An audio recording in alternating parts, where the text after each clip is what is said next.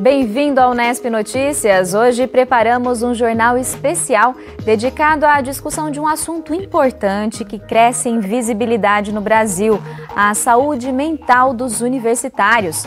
A edição desta quinta-feira, 31 de maio, começa agora.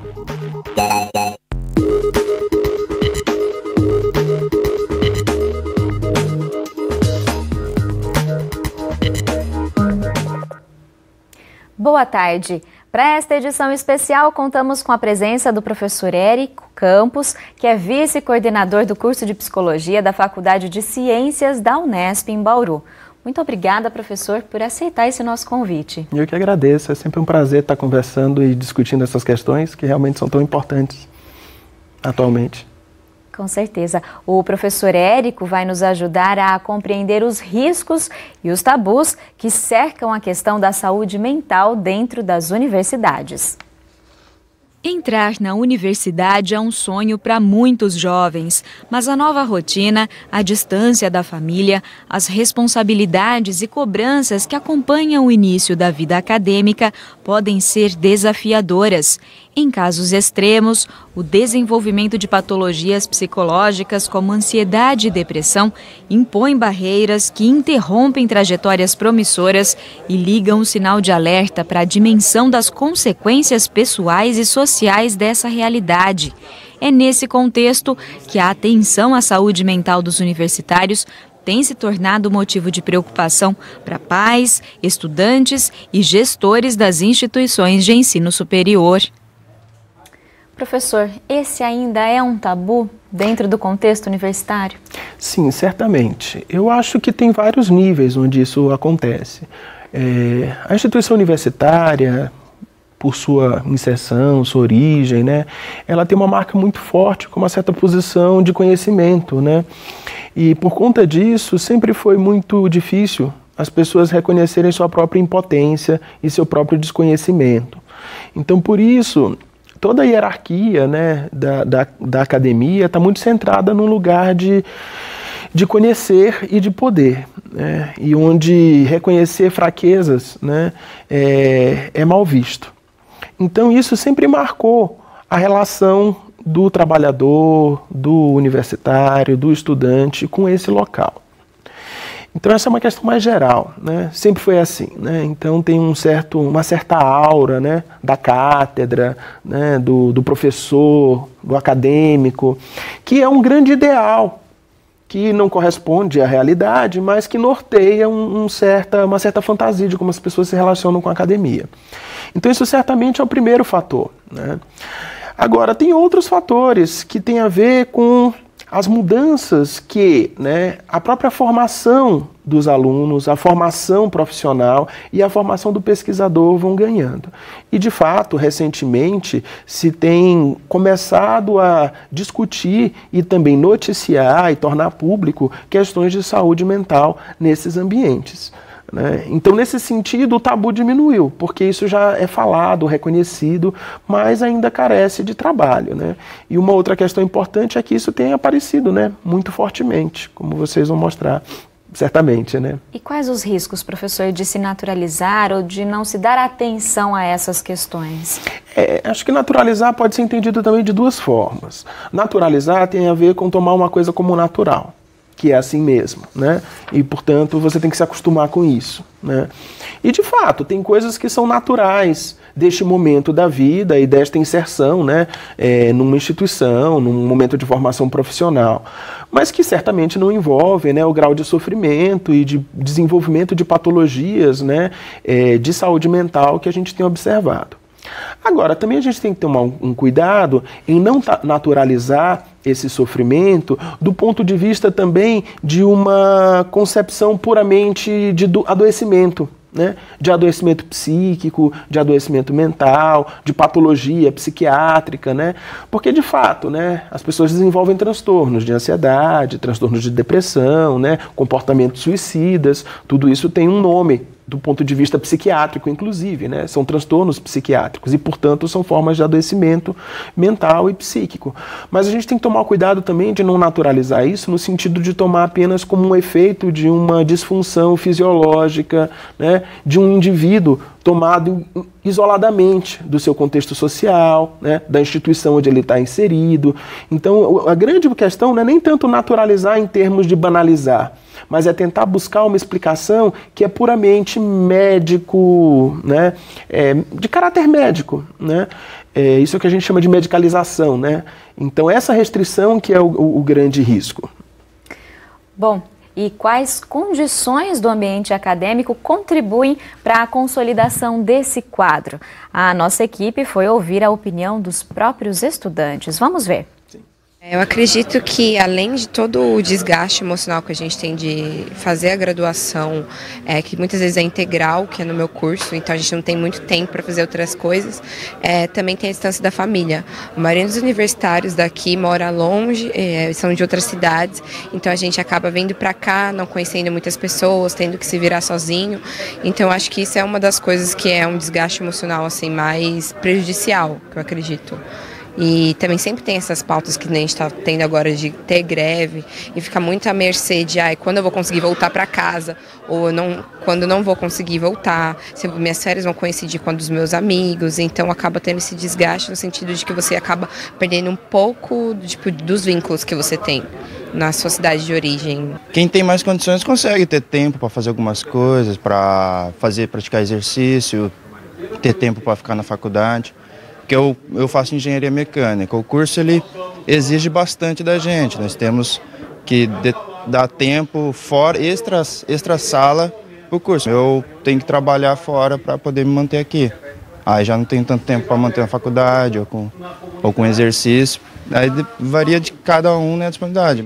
Acho que a sobrecarga de trabalhos, especialmente no meu curso, e como eu estou no primeiro ano também tem a questão da adaptação na cidade, talvez da dificuldade de se fazer amizades no campus e de se estabelecer como um aluno universitário mesmo, então isso acaba afetando a saúde mental dos alunos. A questão dos projetos de extensão também que seriam para ajudar o aluno, acaba sobrecarregando assim na carga horária, afeta tudo, né? Afeta psicológico, afeta emocional. Professor, diante desses relatos, né, que avaliação você faz desses pontos que eles elencaram? Sim, eu diria que são todos extremamente pertinentes, eles de fato são alguns dos aspectos que impactam muito na saúde mental dos estudantes, né? E aí acho que assim, é preciso diferenciar alguns níveis também onde a coisa se dá, né? Eu acho que do ponto de vista da formação do estudante de graduação no Brasil, você tem certamente um aumento muito grande, um incremento de carga horária, né? E de atividades extracurriculares ou atividades fora de sala de aula, né, que se articulam necessariamente ao curso, né? Então o perfil da formação dos currículos de graduação mudou muito de 20 anos para cá, né? Antigamente os currículos eram basicamente mais restritos em termos de carga horária e implicavam muitas atividades teóricas circunscritas. Hoje em dia o currículo foi se ampliando em todas as áreas, né? Integrando atividades de pesquisa, atividades de extensão, atividades extracurriculares, né? Participação em eventos, tudo isso vai aumentando, né, o tempo total de atividades que hoje em dia se exige para um aluno se formar, né? Então, esse aumento da carga horária efetiva que um aluno precisa para se formar é um fenômeno real, né? Porque, embora no cômputo, né, abstrato se diga assim, são 4.000 horas, sempre foram 4.000 horas, por exemplo, né, para um aluno se formar. Mas não é verdade, não, né? Na verdade, as 4.000 horas antigamente tinham um custo muito menor de tempo, né, e de implicação para o aluno. Então isso é um fenômeno. De fato, hoje se exige mais em termos de tempo. E por outro lado, o mundo não tem tempo, né?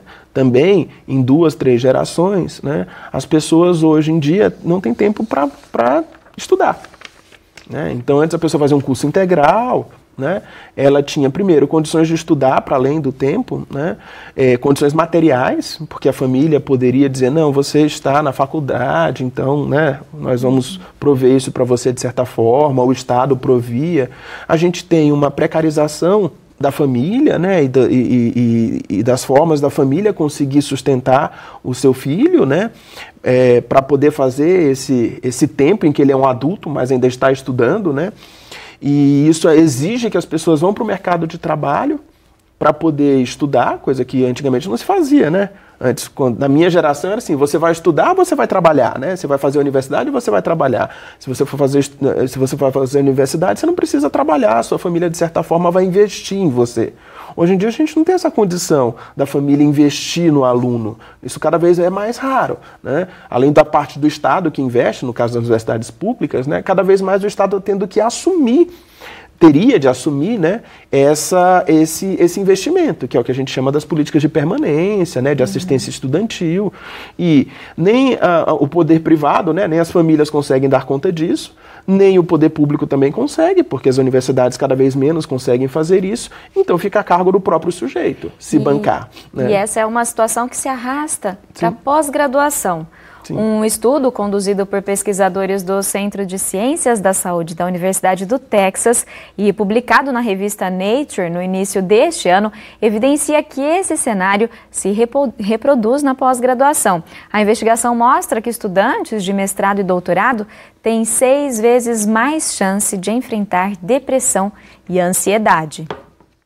Foram entrevistados mais de 2.000 estudantes de 26 países. 41% deles demonstraram sinais de ansiedade e 39% de depressão moderada ou grave. Na população em geral, esses índices giram em torno de 6%. Os pesquisadores também apontaram que mais de 50% dos entrevistados, nos 2 casos, assumiram ter dificuldades para alcançar um equilíbrio saudável entre a vida pessoal e o trabalho. Outro dado apresentado pela pesquisa é o fato de metade dos estudantes depressivos e ansiosos afirmarem não receber atenção ou tutela adequada de seus orientadores. Bom, professor, retomando o que você estava falando, né? Por que esse cenário ele se arrasta para pós-graduação? Por que essa incidência tão alta de ansiedade e depressão entre os pós-graduandos? Sim, isso é um fenômeno mundial, né? Quer dizer, acontece nos países desenvolvidos, né? Onde os países de ponta na pesquisa e na produção científica, onde o grau de exigência de produtividade, o grau de concorrência na carreira acadêmica é extremamente intenso. Né? Então hoje a gente vê no mundo, né, quem vai para o exterior inclusive, percebe como que tem um grau de exigência de produtividade, um grau de concorrência, né, muito intenso, que faz com que os estudantes de graduação e pós-graduação encontrem, né, muitas dificuldades de poder responder a essas exigências. Né? Isso já vem também na própria graduação, porque na graduação o aluno começa a se formar com pesquisa, entra em contato, e isso produz uma impossibilidade, né, de lidar com essa demanda de produtividade. Isso é um aspecto muito forte, assim, um dos maiores impactos na saúde mental de quem trabalha na área acadêmica é a exigência de produtividade, né, sem condições adequadas de trabalho. No exterior, isso envolve, muitas vezes, um suporte material, um suporte de trabalho, mas que o grau de exigência, de competitividade, o nível de publicação que você tem que ter é muito grande. No Brasil se torna pior, porque a gente tem metas muito próximas dos países os países de ponta, mas a gente tem condições de trabalho muito piores. Né? E nesse contexto, como que fica a relação com o orientador? Por que ela é tão decisiva como a gente viu nos dados? Então, eu acho que isso envolve também uma certa mudança, porque nós temos um dos fenômenos que está em jogo nesse contexto contemporâneo que eu estava mencionando, é a crescente individualização, né, das problemáticas, né, e também uma massificação das relações. Né? Quer dizer, hoje em dia as pessoas se relacionam muito mais num âmbito massificado, né, onde a pessoa tem que individualmente, né, lidar com seus problemas, né? A dimensão coletiva, a dimensão pública, a dimensão política e mesmo a dimensão humana, elas se perdem. Não é à toa que hoje a gente tem um outro aspecto muito interessante que está ligado a essa pauta, que é a questão da humanização, né? Nas relações de saúde, nos processos de saúde, né? E também nos processos de ensino, né? E o que é humanização? Humanização é lidar com o sujeito, né, de forma singular, né? Reconhecendo, né, as suas dificuldades, as suas angústias, dando tempo e espaço para que ela possa se elaborar. Então a gente tem uma relação massificada, onde o tempo para lidar e reconhecer as dificuldades das pessoas é reduzido e você exige resultados. Isso acaba fazendo com que a coisa fique individualizada naquele que é a relação imediata que o sujeito tem, que no caso é o orientador, né? E o orientador muitas vezes também está sobre essas mesmas pressões, sofrendo dos mesmos efeitos, né? E isso acaba produzindo um efeito que em psicologia social a gente chama de, né, de como que o masoquismo vai se ampliando, né, progressivamente, né? Você sofre, faz o outro sofrer, o outro faz o outro sofrer e vai criando um círculo vicioso em que um exige cada vez mais do outro, né?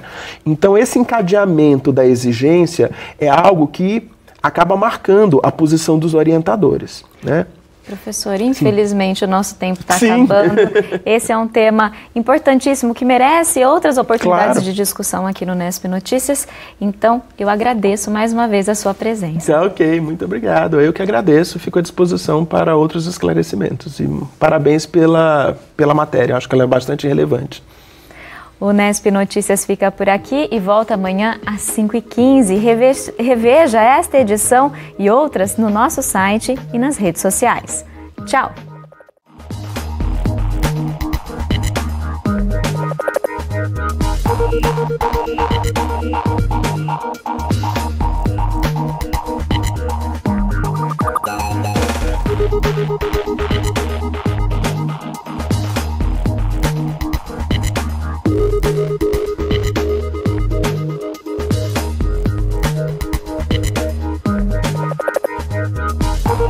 Thank you.